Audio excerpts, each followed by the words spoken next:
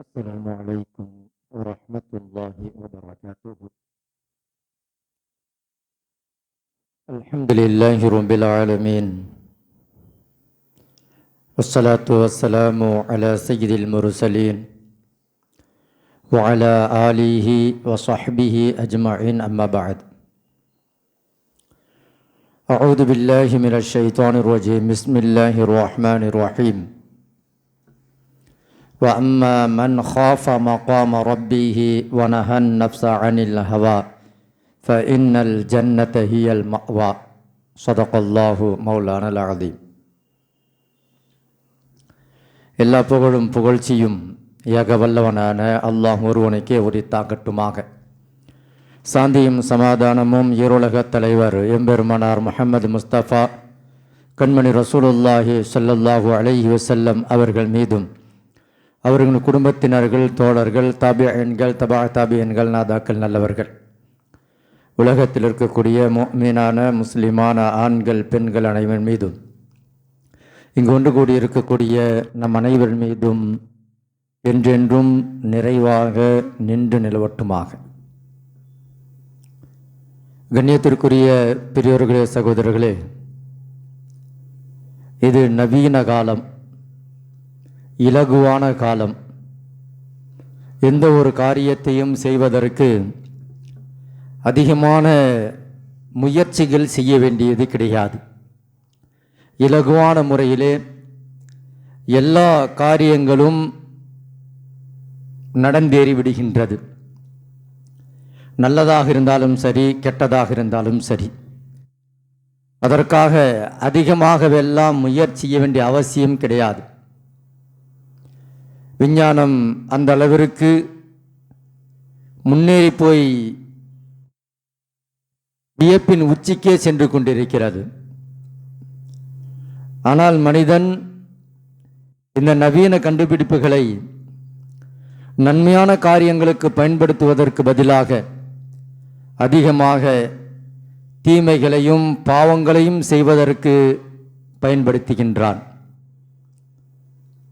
இன்று தீமை செய்வதற்கான எல்லா வாசல்களும் திறந்துவிடப்பட்டிருக்கிறது. தப்பு செய்யணும்னு சொன்னால் அதற்காக அதிகமான முயற்சிகள் செய்ய வேண்டிய அவசியம் கிடையாது. இலகுவான முறையிலே ஒரு மனிதன் விரும்புகின்ற தவறுகளை விரும்புகின்ற நேரத்திலே செய்வதற்கு அவனுக்கு எல்லா விதமான வசதி வாய்ப்புகளும் செய்து கொடுக்கப்பட்டிருக்கிறது. இப்படிப்பட்ட இந்த காலத்திலே ஒரு மனிதன் நன்மைகளை செய்ய வேண்டும் என்று சொன்னால், நல்லறங்கள் செய்ய வேண்டும் என்று சொன்னால், நல்ல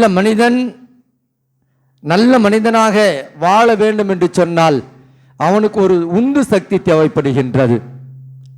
அதே போல தான் ஒரு தீமைகளிலிருந்து தப்பிக்க வேண்டும் என்று சொன்னால், தவறுகளிலிருந்து பாதுகாப்பு பெற வேண்டும் என்று சொன்னால், இந்த உலகம் அவனை லேசான முறையிலே தீமைகளிலிருந்து தப்பிப்பதற்கு விட்டுவிடாது.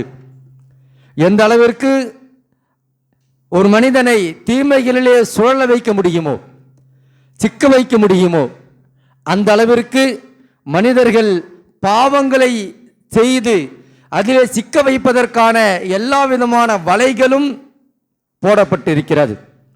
அப்போ ஒரு மனிதன் தீமைகளிலிருந்து தப்பிக்க வேண்டும் என்று சொன்னால் அதற்கும் ஒரு உந்து சக்தி தேவைப்படுகின்றது.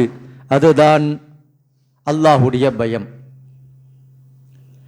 அல்லாஹுடைய பயம் இருந்தால் மட்டும்தான் ஒரு மனிதன் நல்லவனாக வாழ முடியும். அல்லாஹுடைய பயம் இருந்தால் மட்டும்தான் நன்மைகளை செய்வதற்கு அவனுக்கு ஆர்வம் ஏற்படும். அல்லாஹுடைய பயம் இருந்தால் மட்டும்தான் அடுத்தவர்களுக்கு உதவி செய்ய வேண்டும் என்ற சிந்தனை வரும். அல்லாஹுடைய பயம் இருந்தால் மட்டும்தான் யாருக்கும் அநியாயம் செய்யக்கூடாது என்ற சிந்தனை வரும். அல்லாஹுடைய பயம் இருந்தால் மட்டும்தான் நாம் தீமைகள் செய்துவிடக் கூடாது என்ற சிந்தனை அந்த மனிதனுக்கு வரும். அப்போ ஒரு மனிதனை சரியான திசையிலே செலுத்துவதற்கு, நேரான பாதையை அவன் தேர்ந்தெடுப்பதற்கு அவனுக்கு உந்து சக்தியாக இருப்பது அல்லாஹுடைய பயம், இறை பயம், ஹவுஃபுல்லாஹ் என்று சொல்வார்கள். அல்லாஹுடைய அச்சம். இந்த அச்சம் ரொம்ப முக்கியமானது. அந்த காலத்திலே சஹாபாக்களுடைய வரலாறுகளை பார்க்கின்றோம். அவர்கள் நாளை மறுமை நாளிலே அல்லாஹ்விற்கு முன்னால் நன்மைகள் இல்லாமல் எப்படி போய் நம்மை படைத்தவனை சந்திப்பது, அல்லாஹ்விற்கு முன்னால் நன்மைகளுடைய குவியல்கள் இல்லாமல், நன்மைகளுடைய மூட்டைகள் இல்லாமல் அவனை எப்படி நாம் போய் சந்திப்பது என்ற பயத்திலே அவர்கள் அமல்கள் செய்தார்கள். சஹாபாக்கள் வரலாறுகளை பாருங்களேன், சஹாபாக்களுடைய வரலாறுகளை பாருங்களேன். அவங்க தொழுதாங்க அப்படின்னு சொன்னா அல்லாஹ்வுடைய பயத்தால தொழுதாங்க. தொழுதார்கள் என்று சொன்னால் அல்லாஹ்வுடைய பயத்தால் தொழுதார்கள். நோன்பு வைத்தார்கள் என்று சொன்னால் அல்லாஹ்வுடைய பயத்தால் வைத்தார்கள். நான் ஒன்றும் இல்லாம அல்லாஹ்வுக்கு முன்னாடி போயிட்டா அல்லாஹ் எல்லா உலக மக்களுக்கு முன்னால் என்னை அசிங்கப்படுத்தி விடுவானே, நான் உனக்கு ஆயுளை கொடுத்திருந்தேனே, ஆரோக்கியத்தை கொடுத்திருந்தேனே, நீ அமல் செய்தாயா, தொழுதாயா, அடுத்தவர்களுக்கு நன்மைகளை செய்தாயா என்று அல்லாஹ் என்னை நிற்க வைத்து கேள்வி கேட்பானே என்று அல்லாஹ்வுக்கு பயந்து அமல்கள் செய்தார்கள். வரலாறுல பாருங்கள், அல்லாஹ்வுடைய பயம் சஹாபாக்களுக்கு ரொம்ப அதிகமாகி போய் இருந்துச்சு. ஒரு குர்ஆனுடைய ஆயத்தை ஓதுவாங்க, அப்படியே மயக்கம் போட்டு கீழே விழுந்துருவாங்க. ஒரு குர்ஆனுடைய ஆயத்தை ஓதுவாங்க, தன்னுடைய சொத்துக்கள் அனைத்தையும் ஏழைகளுக்கு கொடுத்து விடுவார்கள். ஒரு குர்ஆனுடைய ஆயத்தை ஓதுவார்கள், உடனே தான் போட்டிருக்கிற சட்டையை கழட்டி கொடுத்துருவாங்க. அவர்கள் நன்மைகள் செய்வதற்கு அல்லாஹ்வுடைய பயம் தூண்டுகோலாக இருந்தது.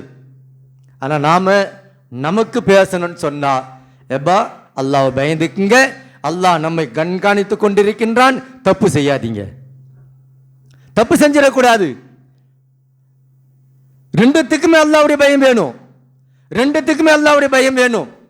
இப்போ ஒரு கௌரவமான மனுஷன் அடுத்தவங்களுக்கு முன்னாடி தப்பு செய்ய மாட்டார். ஏன்? நான் தப்பு செய்யறது யாராவது பார்த்துட்டா என் மானம் என்ன ஆகிறது, என் கௌரவம் என்ன ஆகிறது, மரியாதை என்ன ஆகிறது அப்படின்னு சொல்லி மனிதர்களுக்கு முன்னால், பப்ளிக்கில் அடுத்தவர்களுக்கு முன்னால் இந்த மனிதன் தவறு செய்ய மாட்டான். ஏன்? கௌரவத்தை பார்த்து. நான் ஒரு தப்பு செய்கிறேன் அப்படின்னு சொன்னா யாராவது பார்த்துட்டா என்ன ஆகிறது? அது மனிதர்களுக்கான பயம் அல்லது அரசாங்கத்துக்கு பயந்து, நான் தப்பு செஞ்சா அரசாங்கத்துக்கிட்ட மாட்டிக்கிட்டா தண்டனை அனுபவிக்க வேண்டியது வருமே, ஜெயிலில் போட்டுருவாங்களே, தண்டனை கொடுத்துருவாங்களே, நஷ்ட ஈடு போட்டுருவாங்களே அப்படிங்கிற ஒரு பயம். இதையெல்லாம் தாண்டி ஒரு முஃமினுக்கு இருக்க வேண்டிய ஒரு பயம் என்ன தெரியுமா? நான் தப்பு செஞ்சா என் ரப்பு பார்க்கிறானே, நான் ஒரு தவறு செய்தால் என்னை படைச்சவன் பார்க்கிறான் இல்லையா, அவன் எங்கேயும் போயிடலையே. நான் தப்பு செஞ்சிட்டேன், என் உலகத்தில் மக்களுடைய கண்களை மூடிடலாம், மக்களுக்கு முன்ன ஏதாவது திரையை போட்டு ஏதாவது ஒன்று சால்ஜாபு சொல்லி மக்களுடைய கண்களை மூடிவிடலாம். ஆனால் நம்மை படைத்தவன் நம்மை பார்த்து கொண்டே இருக்கின்றான், கண்காணித்து கொண்டே இருக்கின்றான். இந்த சிந்தனை நமக்கு வரணும். மக்கள் பார்க்கல, அதிகாரிகள் பார்க்கல, போலீஸ்காரர்கள் பார்க்கல, நாட்டுடைய சட்டம் பார்க்கல, ஆனால் என்னை படைத்தவன் என்னை பார்த்து கொண்டிருக்கின்றான். நான் தவறு செய்தால் என்னை தண்டிப்பான், நான் தவறு செய்தால் என்னை நரகத்தில் தூக்கி போட்டு விடுவான், நான் தவறு செய்தால் உனக்கு இவ்வளவோ அருட்கொடைகளை கொடுத்திருந்தேனே, நீ ஏன் தவறு செய்தாய் என்று நாளை மறுமை நாளிலே மஹ்ஷர் மைதானத்திலே நிற்க வைத்து அகில மக்களுக்கு முன்னால் என்னை அசிங்கப்படுத்தி விடுவானே என்ற பயம் ஒவ்வொரு மனிதனுக்கும் இருக்க வேண்டும், ஒவ்வொரு முஃமினுக்கும் இருக்க வேண்டும். இந்த ஒரு பயம் இருந்தால் தான் தப்பு செய்ய முடியாது.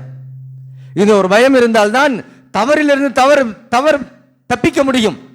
இந்த பயம் இல்லை, எல்லாத்தையும் தொடச்சி போட்டு போயிடும். எல்லாத்துக்குமே யாரா இருந்தாலும் சரி துணிஞ்சு நின்றுடலாம், சண்டை போட்டுடலாம், நான் அப்படி செய்யல இப்படி செய்யல, சாட்சிகளை மறைக்கலாம், ஆதாரங்களை அழிக்கலாம், எல்லாம் செய்யலாம். ஆனால் ஒரு தவறு செய்து விட்டேன், அல்லாஹ்விடத்தில் இருக்கக்கூடிய ஆதாரத்தை மறைக்க முடியுமா? அல்லாஹ் பார்த்து கொண்டிருக்கின்றானே, அவன் கண்காணித்து கொண்டிருக்கின்றானே, அவனுடைய பார்வையிலிருந்து நம்மால் தப்ப முடியுமா? அவன் பதிவு செய்த ஆதாரத்தை அழிக்க முடியுமா? அவனுடைய கண்களை மூட முடியுமா? முடியவே முடியாது. இந்த சிந்தனை ஒவ்வொரு மனிதனுக்கும் இருக்கணும். நான் தப்பு செய்யும் பொழுது, நாம தப்பு செய்யும் பொழுது அல்லாஹ் என்ன பார்க்கறான், அல்லாஹ் என்ன தூக்கி நரகத்தில் போட்டுறான் இல்லையா? உலகத்தில் மக்களுக்கு முன்னால் நான் எப்படியாவது தப்பித்து விடலாம், ஆனால் என்னை படைத்தவன் அல்லாஹ், என்னுடைய ரப்பு என்னை கவனிச்சுக்கிட்டே இருக்கிறானே, என்னை பார்த்துக்கிட்டே இருக்கிறானே, நான் என்ன செய்யறேன் எல்லாத்தையும் பதிவு செய்து கொண்டே இருக்கின்றானே.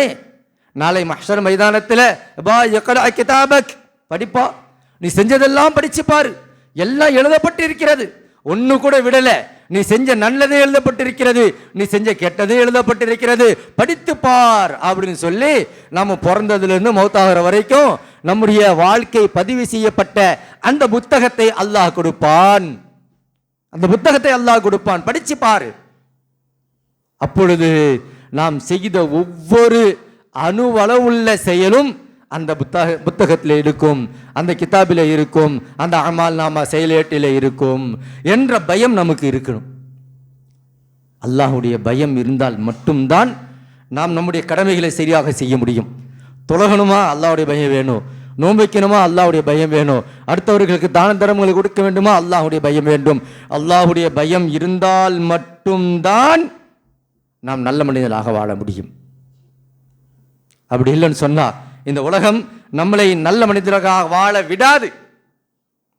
நான் நல்லவனாகத்தான் இருக்க வேண்டும் என்று ஆசைப்படுகிறேன், வெளியில போனா என்னுடைய எல்லா நிலைமைகளும் மாற்றப்பட்டு போகும்.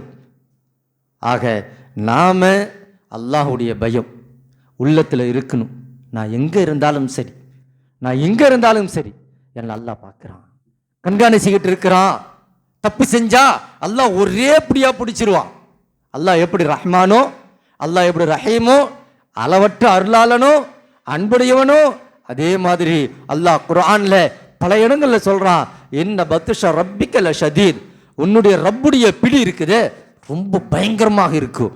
பிடிச்சான்னா அவ்வளவுதான், இறக்கப்படுவான், அன்பு காட்டுவான், அரவணைப்பான், எல்லாத்தையும் செய்வான்.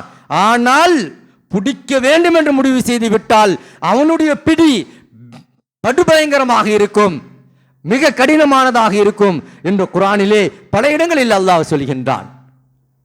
இன்ன பத்ஷ ரப்பிக லஷதீத், அவனுடைய பிடி ரொம்ப கடுமையாக இருக்கும்.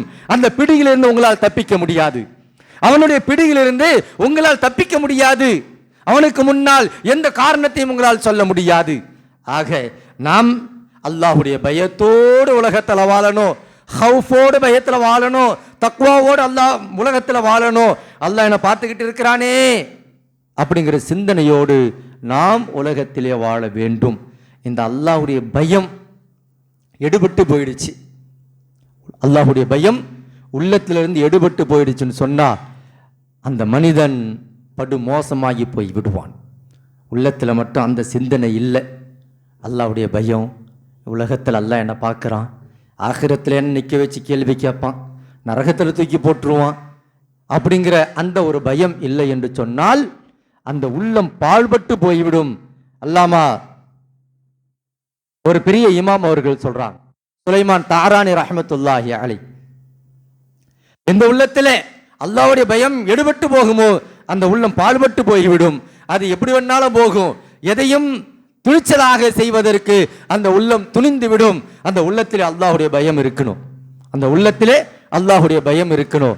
ஒரு வரலாறு ஒன்று பெருமானார் ஸல்லல்லாஹு அலைஹி வஸல்லம் அவர்கள் சொல்கின்றார்கள், ஒரு மனிதன் கடமைகளை செய்வதற்கும் தவறிலிருந்து தப்பிப்பதற்கும் அந்த மனிதனுடைய உள்ளத்திலே அல்லாஹ்வுடைய பயம் இருக்கணும், இறை பயம் இருக்கணும். அது இருந்துச்சுன்னு சொன்னா அந்த மனிதன் தன்னுடைய கடமைகளை சரியாக செய்வான், தன்னுடைய கடமைகளை சரியாக செய்வான், தவறுகளிலிருந்து தப்பித்து ஓடுவான். ஸல்லல்லாஹு அலைஹி வஸல்லம் அவர்கள் சொன்னாங்க, முன்னொரு காலத்தில் பனி இஸ்ரவேலர்கள்ல ஒரு 3 மனிதர்கள் இருந்தாங்க.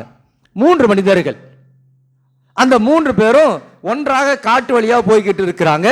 மாலை நேரமானது, ரொம்ப இருட்டிக்கிட்டு வந்துச்சு, காத்து அடிச்சிச்சு, மழையும் பெய்தது. என்ன செய்யறதுன்னு தெரியல. 3 பேரும் ஒரு குகைக்குள்ள போய் தஞ்சம் அடைந்தார்கள். ஒரு குகைக்குள்ள போய், இப்போ இந்த மலைக்கு உள்ள இருந்துக்கலாம், இந்த காத்து மலையில இந்த இடிமின்னல்ல நம்ம போக வேண்டாம் அப்படின்னு சொல்லி ஒரு குகைக்குள்ள போய் 3 பேரும் உட்கார்ந்தாங்க. அவர்கள் துரதிர்ஷ்டம் என்னவோ, காத்து வேகமாக அடித்தது, மழை வேகமாக பெய்தது, மேலிருந்து ஒரு பாறை உருண்டு வந்து அந்த குகையுடைய வாசலை அடைச்சிடுச்சு. 3 பேரும் உயிரோடு கபர். என்ன ஆகிறது? 3 பேர் உள்ள இருக்கிறாங்க. சரியா இந்த ஜாடி மாதிரி, அந்த ஜாடிக்கு ஏத்த மூடி மாதிரி ஒரு பெரிய பாறை வந்து அந்த குகையை மூடிடுச்சு. 3 பேரும் உள்ள என்ன பண்ணுறதுன்னு புரியல. 3 பேர் இருக்கிறாங்க, யாரும் போக்குவரத்தும் இல்லை, யாரையும் கூப்பிடவும் முடியாது, என்ன செய்கிறது? அப்போ 3 பேரும் என்ன செய்யறதுன்னு புரியாம அவங்க 3 பேரும் நல்லவர்களாக இருந்தார்கள். அதனால தான் நல்ல யோசனை வந்துச்சு. 3 பேரும் நல்லவர்களாக இருந்தார்கள், தப்பிப்பதற்கான நல்ல யோசனைகள் வந்தது. கெட்டவங்களா இருந்தால் இந்த யோசனை வந்திருக்காது. தவறு செய்யக்கூடியவர்களாக இருந்தால் இந்த சிந்தனை அவர்களுக்கு வந்திருக்காது. அல்லாஹ் மீது முழுமையாக நம்பிக்கை கொண்டவர்களாக இருந்த காரணத்தினால் இந்த யோசனை வந்துச்சு. அதில் 3 பேரில் ஒருத்தர் சொன்னார், எப்பா இப்போ நம்மளை காப்பாற்றுறதுக்கு அல்லாஹ் தவிர வேறு யாருமே இல்லை. அல்லாஹ் உதவி செய்தால்தான் இந்த குகையிலிருந்து நாம் வெளியே போக முடியும். அல்லாஹ் உதவி இல்லாமல் நம்மளால் வெளியில் போக முடியாது என்பதல்ல, மூச்சடைத்து இங்கே மௌத்தாகி போய்விடுவோம். இப்போ நாம் என்ன செய்யறோம் தெரியுமா? நம்ம வாழ்க்கையில் ஏதாவது நல்ல காரியம் செஞ்சிருப்போம், நல்ல காரியங்கள் செஞ்சிருப்போம். அந்த நல்ல காரியத்தை அல்லாஹ் கிட்ட சொல்லி, யா அல்லாஹ் இந்த நல்ல காரியம் செஞ்சிருக்கிற, அந்த நல்ல காரியத்தின் பொருட்டால் என்ன இந்த சோதனையிலிருந்து இந்த குகையிலிருந்து எங்களுக்கு வெளியாக்குவதற்கான வழியை ஏற்படுத்தி கொடு அப்படின்னு துஆ செய்யலாம் அப்படின்னு சொல்லி 3 பேரும் முடிவு செய்தார்கள். அதிலே ஒருவர் துஆ செய்தார், யா அல்லாஹ் நான் ஒரு ஆட்டு மந்தைக்கு சொந்தக்காரனாக இருந்தேன். ஆட்டு மந்தைகளை காட்டுக்கு ஓட்டின்னு போய் அது மேய்ஞ்ச பிறகு சாயங்காலமாக கூட்டிக்கிட்டு வருது. அதற்கு பிறகு பால் கறந்து என்னுடைய மனைவி, பிள்ளைகள், என்னுடைய பெற்றோர்கள், வயதான பெற்றோர்கள், இவர்களுக்கெல்லாம் நான் பால் கொடுத்து விட்டு அப்புறமா நான் பசியாறி விட்டுத்தான் படுப்பேன். யா அல்லாஹ் இதுதான் என் வழக்கம். காலையில் ஆட்டை ஓட்டிக்கிட்டு போவேன், சாயங்காலம் ஆட்டை ஓட்டிக்கிட்டு வருவேன், பால் கறப்பேன், என்னுடைய பெற்றோர்களுக்கு, என்னுடைய மனைவி, பிள்ளைகளுக்கு, எனக்கு நான் குடிச்சிட்டு ராத்திரியில் கழிப்போம். யா அல்லாஹ் ஒரு நாள் ஆட்டை மேய்ச்சி ரொம்ப தூரத்துக்கு போயிட்டேன். போனால் இருட்டிடுச்சு, அங்கேருந்து வர்றதுக்கு லேட் ஆகிடுச்சு, ஆட்டை ஓட்டிக்கிட்டு வர்றதுக்குள்ள லேட் ஆகிடுச்சு. வந்து பார்த்தா மனைவி, பிள்ளைகள் எல்லாம் பசியோடு உட்காந்துக்கிட்டு இருக்கிறாங்க. என்னுடைய மனைவியும் பிள்ளைகளும் பசியோடு உட்கார்ந்து கொண்டிருக்கின்றார்கள். பார்த்தா என்னுடைய அத்தாவும் அம்மாவும் வயதானவர்கள் பசி தாங்க முடியாமல் தூங்கிட்டாங்க. பசி தாங்க முடியாமல் தூங்கிட்டாங்க. இப்போ அவங்களை எழுப்புறதுக்கு எனக்கு மனசு வரல. யார? பெற்றவர்களுடைய மதிப்பை அந்த பிள்ளை எந்த அளவுக்கு உணர்ந்திருந்தார் என்பதை பாருங்கள். அவங்க தூங்குறாங்க, அவங்களை எழுப்புறதுக்கு மனசு வரல. அதே சமயம் அவங்களுக்கு பால் கொடுக்காம, அவங்களுக்கு உணவு கொடுக்காம என்னுடைய மனைவி பிள்ளைகளுக்கு கொடுப்பதற்கும் எனக்கு மனசு வரல. அதனால என்ன பண்ண தெரியுமா? பாலை செம்புல வச்சுக்கின்னு என்னுடைய பெற்றோர்கள், என்னுடைய அத்தாவும் அம்மாவும் முழிப்பார்கள் என்று அந்த பால் குவளையை, செம்பை கையில் வைத்துக்கொண்டு விழித்து கொண்டே இருந்தேன். என்னுடைய மனைவி பிள்ளைங்களும் அப்படியே தூங்கிட்டாங்க. நான் அப்படியே நிற்கிறேன். என்னுடைய பெற்றோர்கள் கொஞ்ச நேரம் கழித்து எழுந்திருச்சாங்க. அவர்களுக்கு முதலிலே பசியாறுவதற்காக பாலை கொடுத்தேன். அவர்கள் திருப்தியாக பாலை குடித்தார்கள். அதற்கு பிறகு மீண்டும் தூங்கிவிட்ட என்னுடைய மனைவி பிள்ளைகளை எழுப்பி அவர்களுக்கு பசியாறுவதற்காக பாலை கொடுத்துவிட்டு அவர்கள் குடித்த பிறகு நான் குடித்துவிட்டு அன்று இரவு படுத்தோம். யா அல்லாஹ் இது உன்னுடைய திருப்திக்காக நான் செஞ்சது, உன்னுடைய திருப்திக்காக நான் செய்தது. உன்னுடைய பயத்தினால பெற்றவங்களுக்கு செய்ய வேண்டிய கடமையை வீணாக்கி விட்டாயே என்று நீ என்னை கேள்வி கேட்டுவிடக் கூடாது. இன்னைக்கு யோசிக்கிறோம், பெற்றவங்க என்னவா பாரமா? பெற்றவங்க இல்லாம நாம எப்படி வந்தோம்? நம்முடைய பெற்றவங்க இல்லாம நாம எப்படி உலகத்தில் வந்தோம்? நாம எப்படி ஆளானோம்? இன்னைக்கு நாம ஒரு லெவலுக்கு வந்த பிறகு நானும் சம்பாதிக்க, எனக்கு மனைவி, எனக்கு பிள்ளைகள், எனக்குன்னு ஒன்று வாழ்க்கை என்று வந்த பிறகு எனக்காக உழைத்த, நமக்காக உழைத்த அந்த பெற்றோர்கள் வயோதிகத்தை அடைந்து விட்டார்கள். அவர்களால் இப்பொழுது சம்பாதிக்க முடியாது, உழைக்க முடியாது, பணத்தை திரட்ட முடியாது. அவர்கள் இப்பொழுது நம்முடைய தயவிலே நம்முடைய வருமானத்தை எதிர்பார்த்து காத்து கொண்டிருக்கும் பொழுது அவர்களை நாம் சுமையாக நினைக்கின்றோம் என்று சொன்னால் நம்மை விட நன்றி கெட்டவர்கள் வேறு யார் இருக்க முடியும்? அவங்க உழைப்புல தானே. அம்மா நம்ம வயிற்றில் இருக்கும்போது அம்மாவுடைய உணவை தான் நாம் சாப்பிட்டோம். அம்மா வயிற்றில் புள்ள இருக்குதுன்னு சொல்லி சத்தான பொருளை சாப்பிடும். கறியை சாப்பிடும், மீனை சாப்பிடும், காய்கறிகள் சாப்பிடும், பழ வகைகளை சாப்பிடும். வயிற்றுக்குள்ள நாம் இருந்தோம் இல்லையா? நாம் என்ன பண்ணோம்? அம்மா சாப்பிட்ற ஒரு வாழைப்பழத்தை அப்படி எடுத்துக்கிட்டோமா? அம்மா இறைச்சி சாப்பிட்டாங்க, ஒரு இறைச்சியை நாம் எடுத்து மென்று சாப்பிட்டு நம்ம உணவாக்கி கொண்டோமா? இல்ல. அம்மா சாப்பிட்டு ரத்தமாக்கினத அந்த ரத்தத்தை உறிந்து வளர்ந்தவர்கள் நாம். அம்மாவுடைய ரத்தத்தை உறிஞ்சு வளர்ந்தவங்க நாம. அம்மா சாப்பிட்டு அந்த அம்மா சத்தாக்கி வச்சிருந்துச்சு சில உடம்புல, ரத்தமாக்கி வச்சிருந்துச்சு இல்லையா? மிஷினை போட்டு தன்னுடைய உடலை ஒரு இயந்திரத்தை போட்டு சாப்பிட்ட உணவையெல்லாம் சத்தாக ஆக்கி வைத்திருந்தாலே தாய், அந்த தாயுடைய ரத்தத்தை உறிந்து உலகத்திற்கு வந்தவர்கள் நாம். இன்னைக்கு அவங்க பெருசான பிறகு அவங்களை சுமையா நினைக்கிறோம், வாசலை படுக்க வைக்கிறோம், வீட்டுக்கு வந்தா சிரமமா நினைக்கிறோம், அவர்களை விட்டு விட்டு தனி கொடுத்துரும் போகிறோம். இதெல்லாம் எந்த வகையில் அல்லாஹ் பாதுகாக்கணும். அப்ப அந்த பிள்ளை சொன்னார், யா அல்லாஹ், யா அல்லாஹ், உன்னுடைய திருப்திக்காகத்தான் என்னுடைய பெற்றோரிடத்திலே அவர்கள் பசியாறுவதற்கு முன்னால் என்னுடைய மனைவி பிள்ளைகளுக்கு கொடுப்பதற்கு எனக்கு மனசு வரவில்லை. ஆகவே அவர்களுக்கு கொடுத்துவிட்டு என்னுடைய பிள்ளைகளுக்கு நான் கொடுத்தேன். இது உனக்காக செய்திருந்தால், உன்னுடைய அச்சத்தால் செய்திருந்தால், உன்னுடைய பயத்தால் செய்திருந்தால் இந்த பாறாங்கல்லை நகற்றி எங்களுக்கு வெளியே செல்வதற்கு வழி ஏற்படுத்தி கொடு அப்படின்னு சொல்லி துவா செஞ்சார். பாறை கொஞ்சம் நகர்ந்துச்சு, கொஞ்சம் காத்து வந்துச்சு, கொஞ்சம் வெளிச்சம் வந்துச்சு. ரெண்டாவது ஒருத்தர் துவா செஞ்சார். ரெண்டாவது ஒருத்தர், யா அல்லாஹ், என்கிட்ட ஒருத்தர் வேலை செஞ்சார், என்கிட்ட கூலி வேலை செய்தார். ஒரு நாள் என்ன அவசரமோ தெரியல, வேலை செஞ்சுட்டு கூலி வாங்காமல் போயிட்டார். ஸல்லல்லாஹு அலைஹி வஸல்லம் சொன்னாங்க, அவருடைய வியர்வை உலர்வதற்கு முன்னால் கூலியை கொடுத்துருங்க, அன்னைக்கு கூலி கொடுத்துருங்க, கூலியை பெண்டிங் வைக்காதீங்க. அந்த மனிதர் அன்னைக்கு ஏதோ அவசரம், கூலி வாங்காமல் போயிட்டார். கூலி வாங்காம போயிட்டார். வருவாருன்னு பார்த்தேன், ஒரு நாள் பார்த்தேன், 2 நாள் பார்த்தேன், ஒரு வாரம் பார்த்தேன், ஒரு மாசம் பார்த்தேன், அவர் வரவே இல்லை. கூலி கையில் இருக்குது, ஒரு நாள் கூலி பணம் கையில் இருக்கு, என்ன செய்யலான்னு யோசிச்சேன்.